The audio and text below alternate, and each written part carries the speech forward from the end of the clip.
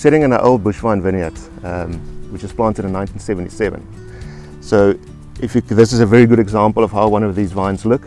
As you can see, it's got a very nice, well-balanced canopy. And if you look at the soil also, it's quite very deep and very rich soils with a very good water holding capacity. Now these vines are planted under dry land conditions, meaning it only survives on rainwater. But over the years, these vines has really developed a very big root system that digs in deep into the soil to get to all these nutrients and moisture.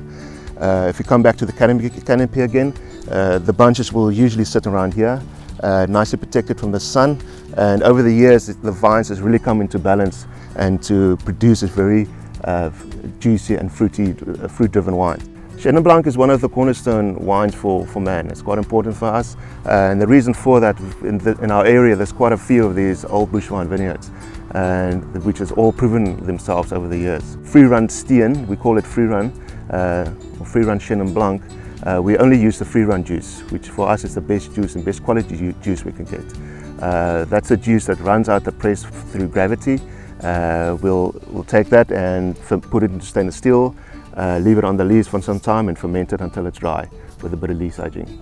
If you look at the style of Chenin Blanc we're making, we're trying to go for the more very crisp and very clean, very zippy style of Chenin Blanc, and that makes it a very versatile wine to match with all kinds of food.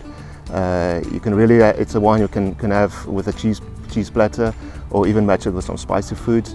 And it's really proven itself over the years to be a go-to wine almost. If you're not sure what to have, always go for a Chenin Blanc because of the versatility of it to match with different foods.